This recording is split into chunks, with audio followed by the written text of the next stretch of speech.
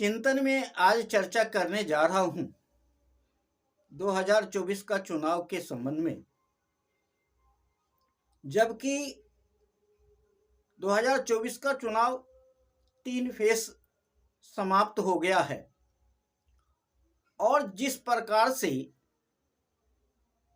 मुद्दा समाप्त हो गया है, मुद्दा पर चुनाव नहीं होकर के चुनाव का मुंह दूसरी तरफ चला गया है।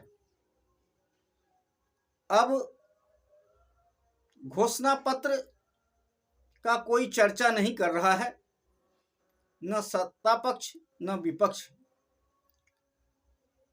जिस प्रकार मोदी जी ने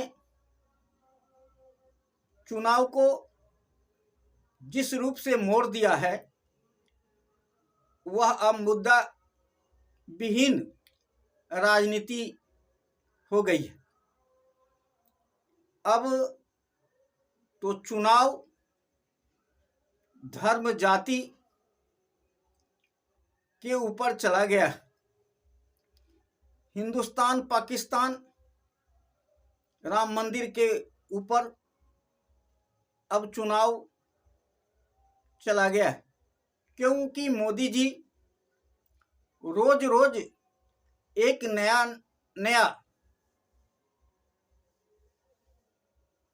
मुद्दा उठाते हैं और जिसमें विपक्ष उलझ जाता है, क्योंकि मोदी जी ने पूरी तरह से मुद्दा को बदल दिया है। जनता को बरगलाने, फुसलाने, बहलाने का काम कर रहे हैं।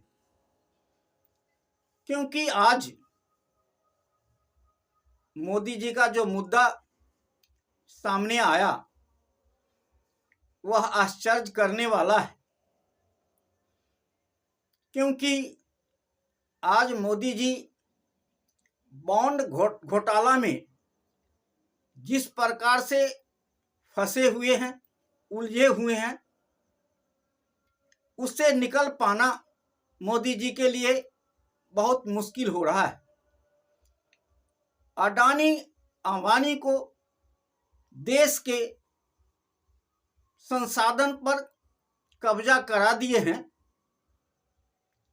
और पूरी तरह देश का जनता जानती है कि हर क्षेत्र, हर संसाधन पे, चाहे रेलवे हो, चाहे तेल हो, चाहे हवाई अड्डा हो, चाहे औद्योगिक संस्थान हो, सब मोदी जी के हाथ, मोदी जी अडानी और अंबानी के हाथों में गिरवी रख दिया है।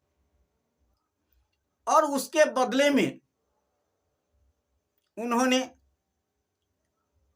चंदा में अडानी अंबानी से बॉन्ड घोटाला के रूप में लिया है। काम दो, काम लो, चंदा दो के तर्ज पर उन्होंने घोटाला किया है।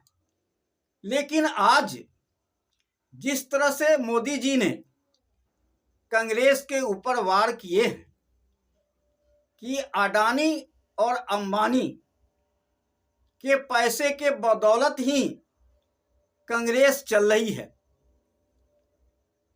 और अडानी और अंबानी ने कांग्रेस को पैसा दिया है और कांग्रेस ने बहुत बड़ा घोटाला किया है। यह तो वही कहावत आती है कि चोर चोर मौसेरा भाई। हम चोर हैं तो दूसरे को भी चोर का आरोप लगा दें तो हमारा आरोप कम हो जाएगा। इसी प्रकार मोदी जी ने कांग्रेस के ऊपर वही घुमा के आरोप लगा देते हैं।